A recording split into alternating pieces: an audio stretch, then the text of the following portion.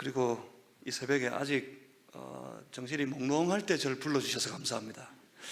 몽롱해서 뭘 해도 좋게 보일 것 같고 좋게 들릴 것 같아서 참 감사합니다. 새벽에 깊은 은혜가 저와 여러분 우리 가운데 늘 함께 했으면 좋겠습니다. 오늘 본문 말씀은 아마 이미 이렇게 너무 잘 아시는 유명한 본문의 말씀일 겁니다. 본문 이 사건의 발단은 바울 일행이 저 아시아가 아니라 마게도니아 쪽으로, 그리고 마게도니아를 향하여 가는 길의 첫 성이었던 빌립보에서 점치는 귀신 들린 여종 하나를 만난 것에서부터 시작됩니다. 이 점치는 귀신 들린 여종 하나가 바울과 그 일행이 전도하러 다니는데 마다 따라다니면서 여간 성가시게 하는 것이 아니었습니다. 그래서 바울은 그 여종에게서 예수 그리스도의 이름으로 명해 귀신을 쫓아냈습니다. 주의 이름이 선포되면 귀신은 무력합니다. 사단의 세력은 힘이 없습니다. 능력이 없습니다. 아무런 권세가 없습니다. 주 예수 그리스도의 이름이 선포되었을 때 그에게서 귀신은 물러갔고 떠나갔습니다. 그랬더니 소동이 벌어졌습니다. 복음이 선포되면 어둠의 권세가 언제나 물러가게 되는 것을 믿으시길 바랍니다. 이 새벽에 예수 그리스도의 이름을 내 모든 삶을 향하여 선포하게 될 때 하루 온종일 주님의 은혜 안에서만 살아가게 되실 것을 믿습니다. 예수 그리스도의 이름이 선포되면 어둠의 권세가 물러가고 물러간 그 자리에 거룩한 하나님의 나라가 임하게 됩니다. 하나님의 나라가 임하게 될 때 놀라운 삶의 변화의 역사가 나타나고 그 변화 가운데 성도는 기뻐하고 즐거워하고 행복하게 되는 겁니다. 이 변화를 세상은 감당하지 못합니다. 그래서 세상은 그 하나님의 나라가 임한 놀라운 기쁨의 현장, 그 현장을 향하여 대적하고 반대하는 일을 하게 되는 겁니다. 하지만 그 놀라운 변화의 역사를 받아들이는 그 사람에게는 세상이 누릴 수 없는, 말할 수 없는 하늘의 기쁨을 충만하게 누리게 되는 겁니다. 그 기쁨이 매일 여러분의 삶 속에 충만하시기를, 그래서 항상 예수 그리스도의 이름이 선포되는, 그래서 하나님의 나라가 임한 인생을 사는 성도들 되시기를 주님의 이름으로 축복합니다. 바울은 귀신을 쫓아낸 그 일로 인해서 감옥에 갇힙니다. 얼마나 어처구니가 없는 일이었습니까? 세상은 그렇다 치더라도 왜 성령님은 사도행전 아닙니까? 성령의 행전 아닙니까? 성령의 역사를 보고 있는 거 아닙니까? 왜 성령님께서는 이 바울과 그의 일행들을 이 감옥에 들어가도록 허용하셨습니까? 왜 굳이 아시아로 가겠다는 사람들을 마게도니아 지방으로 굳이 그 길을 돌이키게 하시더니 여기 빌립보에서 이런 어처구니 없는 일을 당하게 하신 것입니까? 분명 하나님의 뜻이 있을 텐데, 분명 하나님께서 여기로 오라 하셨고 여기 있게 하셨고 여기서 복음을 선포하게 하셨는데, 그런데 복음을 전하다가 사단의 세력을 물리치고 그곳에 하나님의 나라를 선포하는 가운데 시작하자마자 붙들려가지고 아무것도 할 수 없는 감옥에 가두었으니 하나님이 도대체 뭘 하시려는 걸까? 그래서 바울은 지금 상황을 가만히 보십시오. 바울은 전혀 급하지가 않습니다. 이곳으로 오라 해서 왔고 여기서 주의 복음을 전하고 있었고, 그런데 덜컥 감옥에 갇혔다. 분명히 하나님이 하실 일이 있을 텐데 그는 하나님의 하실 일을 기대할 뿐이었습니다. 그래서 바울은 그 감옥에서 기도하고 찬송합니다. 그러니까 바울의 영성이 대단해서 이 힘들고 어려운 상황 속에서 모든 그 세상의 형편을 초월했기 때문에 그 감옥 속에서도 기도하고 찬송할 수 있었던 것이 아니라 바울은 지금 하나님을 기대하고 있습니다. 영성은, 특히 깊은 영성은 세상을 초월하는 것이 아닙니다. 영성은 세상을 향하여 오히려 깊이 들어가는 겁니다. 그곳에서 하나님을 기대하는 것이 영성입니다. 세상은 이런 예수의 사람을 감당할 수 없습니다. 이해할 수 없는 일, 이해할 수 없는 작은 어려움만 만나도 쉽게 좌절하고 낙심하는 것이 세상인데, 오히려 이와 같은 상황에, 어처구니 없는 억울한 상황 속에서 오히려 기도하고 찬송하는 가운데 하나님의 역사를 기대하는 사람, 이런 사람을 세상이 어떻게 감당하겠습니까? 그러니 우리 새벽에 기도하시고 하나님의 큰 은혜를 누리고 오늘 하루를 살아갈 때도 세상이 감당할 수 없는 그런 그리스도인으로 살아가는 여러분들 다 되시기를 주님의 이름으로 축복합니다. 이제 다급한 분은 하나님이십니다. 갑자기 아주 심한 지진이 일어나고 터가 흔들리더니 감옥의 모든 문이 다 열려버렸습니다. 감옥의 문이 열리자 지금 난처해진 사람이 한 사람 있습니다. 바로 그 감옥을 지키던 간수였습니다. 어쩌면 여기 이곳에 이 간수가 지키고 있는 감옥에 바울과 그 일행이 이유 없이 억울하게 갇히게 된 이유가 어쩌면 이 한 사람을 만나기 위해서였을지도 모르겠습니다. 이 간수를 보십시오. 그렇지 않아도 영 신경 쓰이는 죄수들이었습니다. 가만히 있으면 되는데 다른 사람들하고 틀립니다. 감옥에 갇혀서 기도하고 찬송하고 있습니다. 그 모습을 보면서 저 사람들은 정말 희한한 사람이다, 참 희한한 사람들이다 싶었을 겁니다. 그런데 갑자기 지진이 일어나니까 싶더니 감옥의 문이 다 열려버렸고 사슬이 다 풀려버렸습니다. 생각했을 겁니다. 이 모든 일들에 대한 책임, 날이 밝으면 다 내게로 돌아올 텐데 싶어 그는 차라리 죽으려 했습니다. 그때 바울이 소리 지릅니다. 본문 28절입니다. 바울이 소리 질러 이르되 내 몸을 상하지 말라. 우리가 다 여기 있노라. 이 소리에 간수는 놀랐습니다. 머리가 복잡했을 겁니다. 어쩌면 이 모든 일, 이 기이한 일, 이 놀라운 일들이 바울에 의해서, 바울과 실라가 그리한 것 같아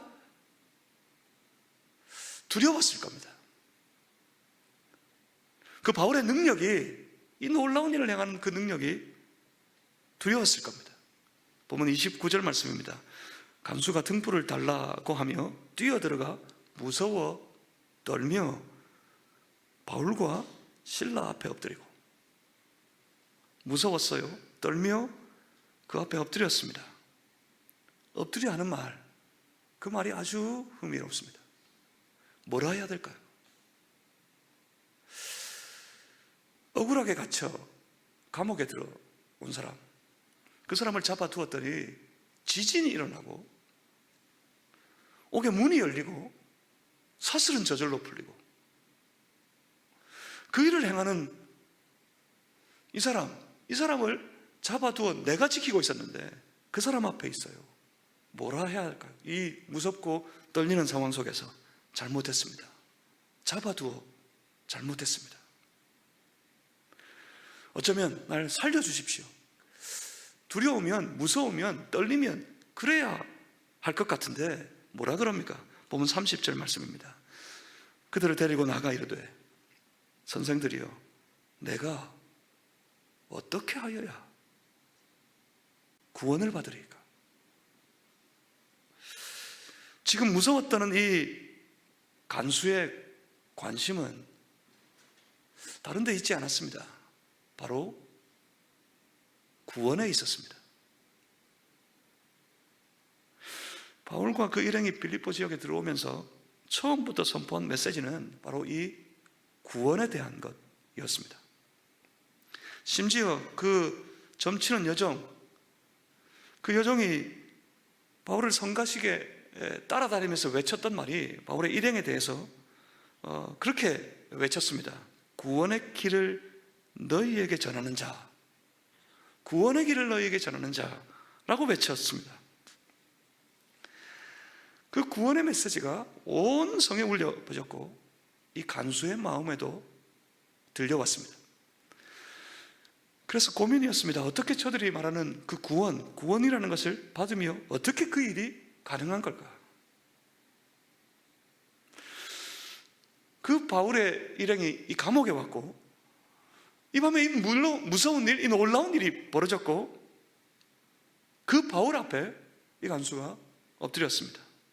그리고 그 바울 앞에 엎드려 하는 말이, 어떻게 해야 내가 그 구원을 받을 수 있습니까? 놀랍고 간절한 마음으로 물었습니다. 그때 바울의 그 유명한 대답입니다. 본문 31절, 이르되 주 예수를 믿으라. 그리하면 너와 내 집이 구원을 받으리라. 여러분, 이 말씀을 믿으시기 바랍니다. 이 새벽부터 이 말씀이 내 삶에, 우리 가정에, 복음이 선포되는 모든 자리마다 이 말씀이 이 말씀대로 이루어지는 줄 분명히 믿고 나아가시는 여러분들 되시기를 주님의 이름으로 축복합니다. 저는 이 말씀을 믿습니다. 그렇다고 가만히 기다리면 절대로 이루어질 말씀이 아닙니다. 그리고 가만히 있을 수도 없습니다. 내 안에 임한 복음으로 인해서 내 삶이 완전히 변화버렸기 때문에 그 놀라운 복음의 능력 앞에서 성도는 가만히 있지를 못합니다. 그 놀라운 복음을, 이 보화와 같은 이 복음을 나누기 원해서 더욱이 내 사랑하는 내 가족들과 함께 나누고 싶어서 견딜 수가 없습니다. 가장 먼저 사랑하는 가족들을 그 마음에 품고 그 복음을 나눌 수밖에 없습니다. 여러분의 삶에, 여러분의 가정에 복음이 흐르게 하시길 바랍니다. 집안에 복음이 흘러 넘칠 때 그 가정에 놀라운 일이 벌어집니다. 그때 역사가 시작됩니다. 그때 말할 수 없는 기쁨이 그 가정을 채우게 될 것입니다. 본문 32절에서 34절까지 말씀, 새벽에 자꾸 이런 거 시키면 싫어하던데, 여러분 새벽이지만 같이 한번 읽어보겠습니다. 32절부터 34절까지 말씀을 우리 다 같이 소리를 내어서 한번 함께 읽어보시겠습니다. 시작. 주의 말씀을 그 사람과 그 집에 있는 모든 사람에게 전하더라. 그 밤 그 시각에 간수가 그들을 데려다가 그 맞은 자리를 씻어주고 자기와 그 온 가족이 다 세례를 받은 후 그들을 데리고 자기 집에 올라가서 음식을 차려주고 그와 온 집안이 하나님을 믿음으로 크게 기뻐하니라. 아멘. 한번 생각해 보십시오. 어느 날 남편이, 어느 날 아버지가 평소에 일하던 감옥에서 피투성이가 된 죄수 하나를 데리고 집으로 오더니 하는 말이, 이분들은 참으로 대단한 분들이니 이분들이 하는 말을 잘 들으시오 한다면, 그럼 가족들이 어떤 반응을 보여야겠습니까? 이제 드디어 정신이 나갔구나, 쉽지 않았겠습니까? 그런데 지금 이 가족들을 보십시오. 여러분 어떤 게 느껴지십니까? 이미 평소에 이 간수와 그 온 가족들은 복음에 대하여서, 구원에 대하여서 이미 들었습니다. 서로 나누어 왔습니다. 최소한 이 간수는 이 가족들에게 누누이 기회가 있을 때마다 이 복음에 대해, 그 복음으로 인한 구원에 대하여서 나누어 왔던 것 같습니다. 그 가정 안에 복음에 대한 말씀이 흐르고 있었다는 말입니다. 그리고 이 교회, 이때 온 가족이 함께 모여 앉았습니다. 그들이 복음 앞에 함께 모였습니다. 그 말씀이 선포될 때 온 가족의 마음이 열렸고 그들은 무릎을 꿇었습니다. 세례도 받았습니다. 온 가족이 주 예수 그리스도를 믿는 믿음으로 말미암아서 놀라운 구원을 받게 됩니다. 그랬더니 기쁨으로 가득 찼다 합니다. 진정한 천국을 경험하고 있었습니다. 이때 바울로 인해, 바울이 전한 복음으로 말미암아 온 가족이 주 예수 그리스도를 만나고 예수 그리스도를 영접하고 구원을 받고 그 가정에 이전에 경험해 보지 못했던 놀라운 기쁨이 가득 차게 되어졌습니다. 바로 이 간수의 집에 하나님의 나라가 임했던 겁니다. 하나님의 나라가 임한 그곳에 말할 수 없는 기쁨이 있습니다. 여러분이 기쁨이 가득한 삶을 살고 싶습니까? 참으로 행복한 인생이 되기를 원하십니까? 그러면 여러분의 삶이, 여러분 개개인의 삶이 하나님의 나라가 되게 하시길 바랍니다. 하나님의 나라가 임하게 될 때 그곳에 참된 기쁨이 임하게 됩니다. 주 예수 그리스도로 인한 기쁨입니다. 세상에 어떤 것이 주는 것이 아니라 우리 주님이 주시는 기쁨입니다. 그 기쁨이 여러분 삶에 가득하시기를 주님의 이름으로 축복합니다. 저는 온 집안에서 최초로 혼자 복음을 영접하고 예수를 믿었습니다. 오랜 뿌리 깊은 불교 집안이었습니다. 나름 다니는 절마다 뭔가 좀 이름이 새겨져 있는 그런 아주 독실한 불교의 집안이었습니다. 그 집에서 제가 최초로 예수를 믿었습니다. 그런 저를 5년간 끈질기게 쫓아다니면서 저에게 전도했던, 복음을 전했던 한 친구가 있었기 때문입니다. 그 친구가 지금은 이번에 우리 교단 부총회장이 되신 목사님이 섬기는 교회 시무장로님이 되어 있습니다. 그 친구의 전도로 인해서 제가 도대체 성가시기에서 견디지 못해 교회를 나가기 시작했고, 난생 처음 그때 교회를 나간 이후 어쩌다가 발목이 잡혀가지고 예수님께 발목 잡혀서 지금까지, 그날 이후로 지금까지 단 한 주도 주의를 어긴 적이 없습니다. 그리고 어쩌다가 이렇게 목사가 되어 있습니다. 그때부터 집이 난리가 났습니다. 집에 제가 여동생만 셋이고 독자인데 그런 애가 예수를 믿고 교회를 다닌다. 저희 부모님이, 심지어 저희 동생들까지 난리가 났습니다. 그런 가정에서 예수를 믿고 나니 나를 핍박하는, 교회를 다닌다는 것으로 인해 박해하는 그것 때문에 힘들고 어려운 것이 아니라 예수를 안 믿는 내 가족들이 너무나 불쌍하게 여겨졌습니다.